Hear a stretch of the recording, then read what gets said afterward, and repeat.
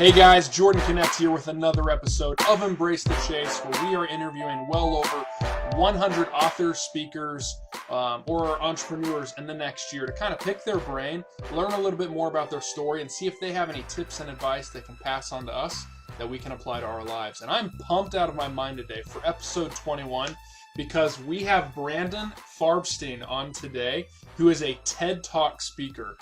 18 years old, gave his first TED Talk, if I remember properly, 15 years old, is that right? Yes. Which is awesome. So other cool things about him, keynote speaker. His keynote speech that he likes to give, I believe it's still called Beyond Words, is that right? Yeah. So Beyond Words is his speech.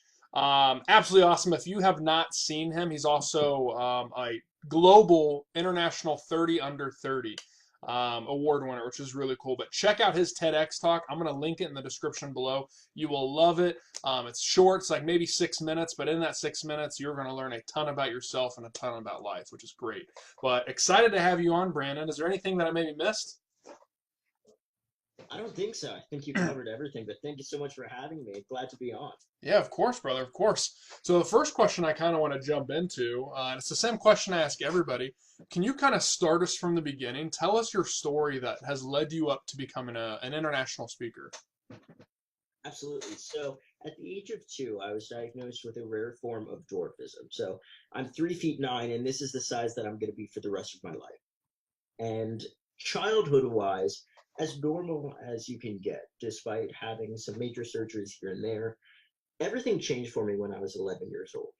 I was a kid who fell into that deep, dark hole of depression that so many of us have faced or will face in our journey. And I saw absolutely no hope in the world. And I was moments away from ending my own life. I didn't have any reason to live. And luckily, I was pulled out of that by my parents and got help, got therapy, and kept going. And then life completely shifted for me when I was 15. Just like you said, that's when I gave my TED Talk. And the way that that happened is such a cool story to tell you. I was in the airport with my family, and in the TED Talk, you'll see this mobility device that I ride. It's bright yellow, looks like a Lamborghini, so it's badass. And a woman came up to me, started making small talk, and dug into my story and then told me a little bit about hers. She was one of the top TED Talk coaches in the world, in the industry. And for whatever reason, she was on my flight. And timing worked out absolutely perfectly.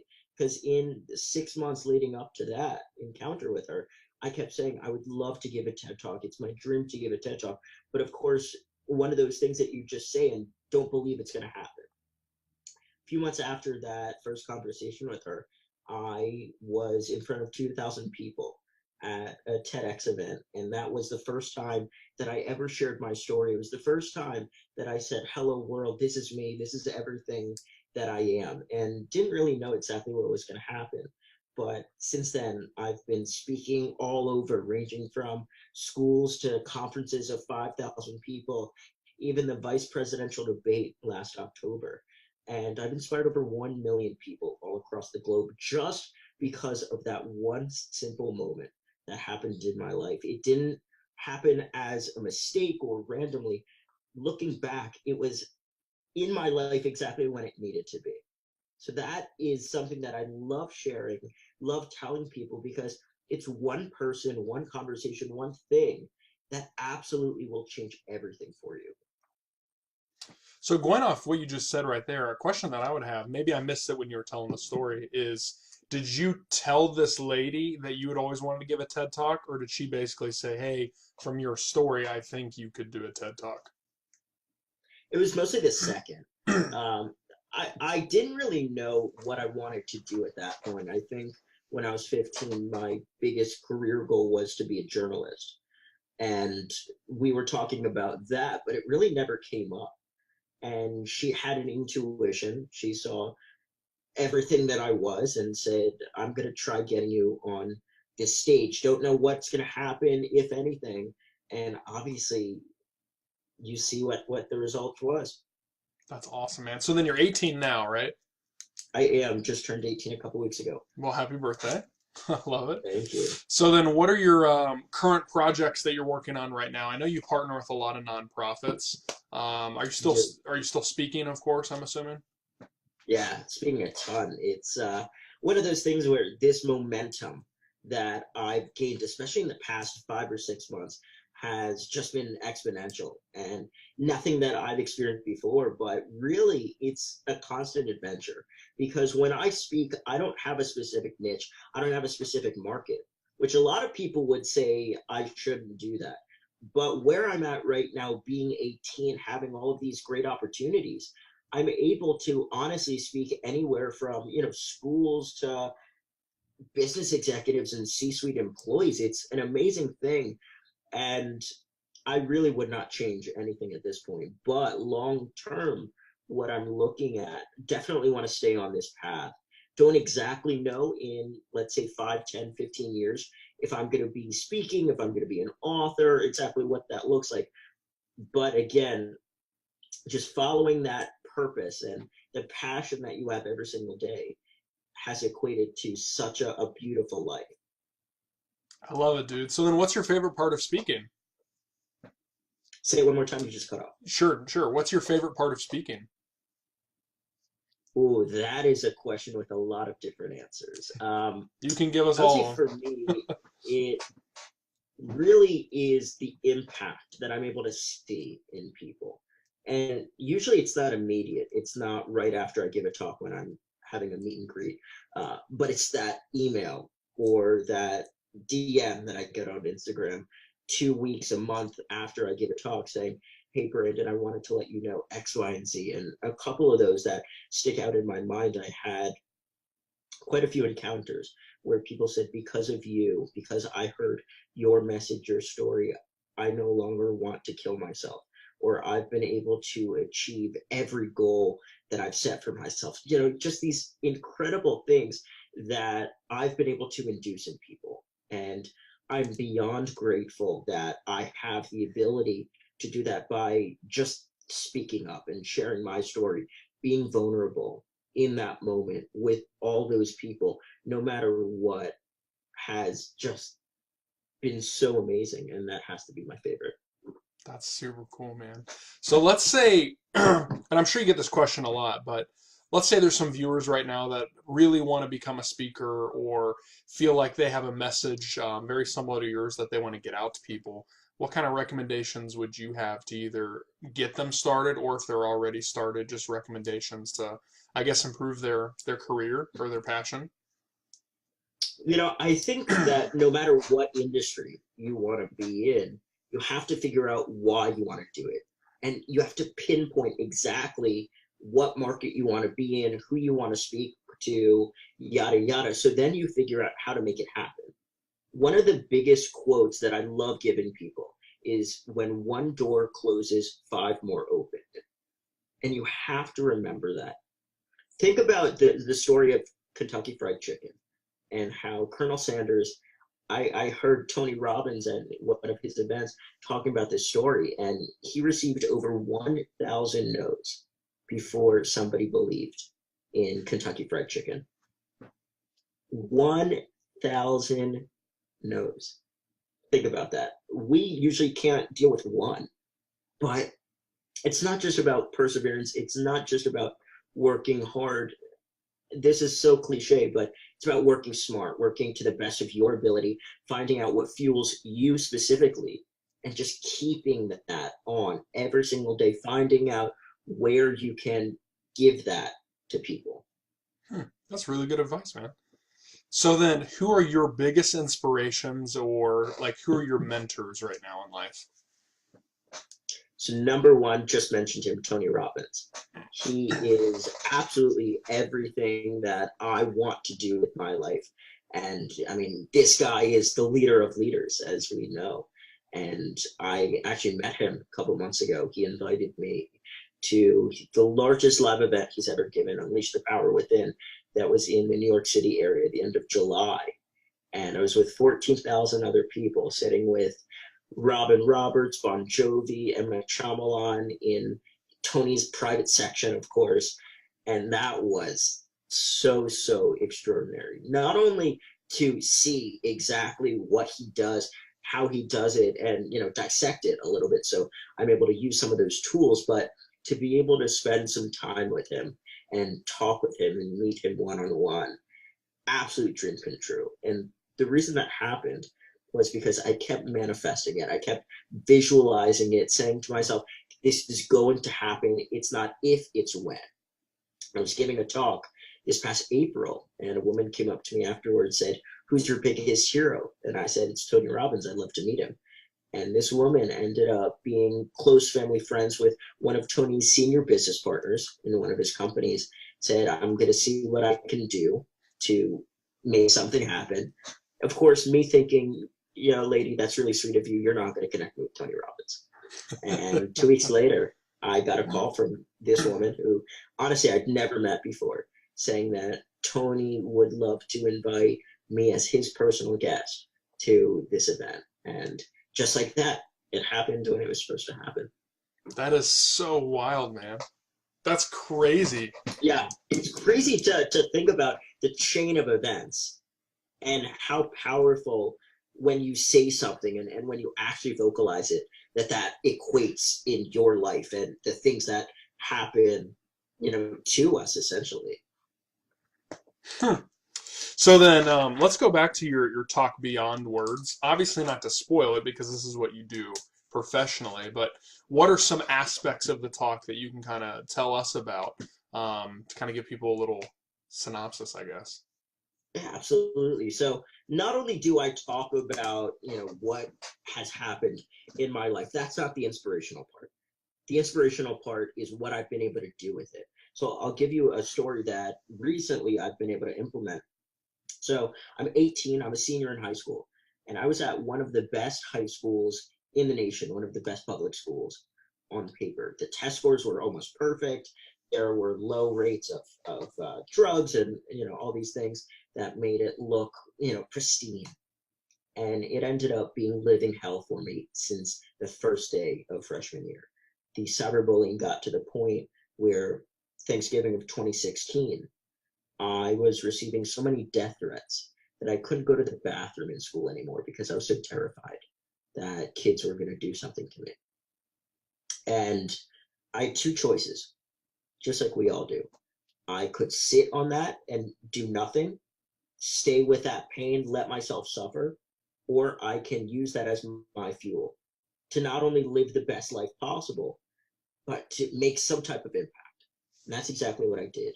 So not only did that give me the opportunity to start online school and really have such fire under me in my professional speaking career, but I became a political advocate on anti-bullying and got a bill passed here in the state of Virginia where I live.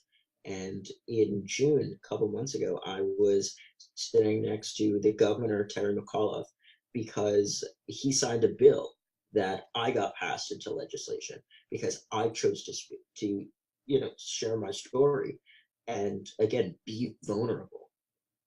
And just like that, that's all that it took to not only permanently change legislature, but to save so many lives, so many kids who have just another tool that they can use on this fight.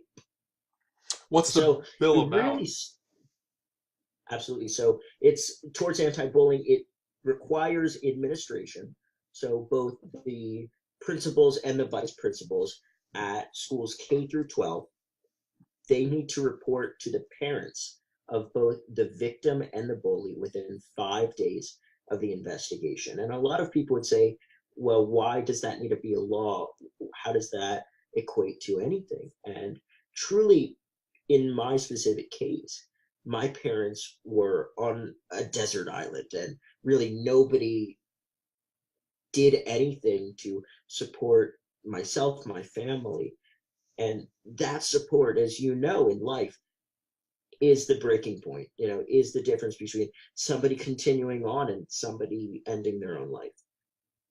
So that is what we had happen, the first of many, definitely. And so my talk and whatever presentation I'm giving, whether it's 20 minutes, 30 minutes, whatever, it really stems on empowerment, innovation, using what you have as your fuel to not, I keep saying live the best life possible, but in your case, you have to make things happen on a daily basis. It's not just about this one job that you get, or focusing on losing one thing here and there. It's about what you can do on a daily basis to build and build and build. You never reach the top. There's nobody that lives the perfect life. And that's a great thing, because that would be boring as hell. And none of us like that. We don't like staying in the same place. So it's about gaining that perspective, not just the perception that these two eyes see. That really does take all of us to the next level. It's true, man. That's good stuff. I like it. You said in your Thank you. TED talk, and I'm sorry if I butcher the quote, but it's basically something along the lines of don't let other people paralyze you with their hate. Um, Yes. so what you were just saying right there, based on your Beyond Words talk, having people utilize that as fuel to pursue their passions, I guess, to give value to the world. Not to be cliche, but you don't have to give a specific number of like pieces of advice, but what would you recommend to somebody who finally makes that decision and says, you know what, I'm going to use this pain for a passion and for a purpose in the world, but I'm terrified. So how did you overcome that fear initially to even make that fuel a part of your vehicle to go somewhere? You mentioned fear, and I think universally, no matter what we want to achieve, it's always fear that holds us back. Sure. Whether it's fear in failing, fear in poverty, all of these different things. And not a lot of people realize the role that fear has in our life.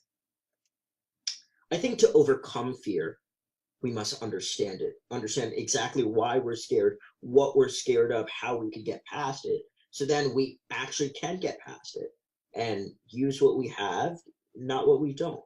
So understand yourself, what your priorities are, what you expect from life, what you want to impact others with, and be able to combine that into your daily actions, the things that you can do, you can control, that again will make sure that you can actually cross off every bucket list item that you have in the world. That's good, man. I like that. Really appreciate it. Absolutely. Kind of kind of the last question I would have for you then is the one that I was telling you earlier. You know, at this point in your life, still incredibly young, and you've done a lot, and you're obviously going to do tremendous amounts more. I hope you become the next Tony Robbins, man. But Thank what's you. on your heart and on your mind right now that you want people either to know about you or to know about something else? It's a good question. I would say at this point where I'm at, using what you've just heard in the past 20 minutes, what is going to be the one thing that you do legitimately right this second? It doesn't have to be huge. You don't need to go back and get your PhD. You don't need to quit your job right now. It could be as simple as buying somebody a cup of coffee tomorrow morning at Starbucks. That will cost you $3 and I don't know, 23 cents. Or texting your best friend saying how much that you appreciate, you love them. These simple actions will not only change the state that you're in right now, but I guarantee you they add up to create a tsunami that will change the world. And you did that. That was such a good quote, man. You left me like speechless. Thank I you. am going to take that and put that on my wall so I can look at that. That is a phenomenal advice, dude. Thank you Wow. so much. Um, Glad to provide that. Man, great stuff. Brandon, thank you so much for being on the show. Love to have you on again in the future, maybe 6 months from now, kind of hear where you're at, what other speaking engagements you've had. Love to stay in touch as well. But guys, don't forget, check out the link below this video. It's his TED Talk, as well as his personal Facebook page, where if you ever have any questions, definitely feel free to reach out to Brandon. Awesome guy, super genuine. What you see is what you get. Anything else that I'm missing there? Anything you want people to link out to? Obviously your website, but anything else that you can think of? Yeah, but just like you said, get in touch with me. I'm on Facebook. I'm on Instagram. Email me. Would love to hear from every single one of you. Love it. See you guys. Thank you, Brandon. Good stuff. Thanks, Jordan.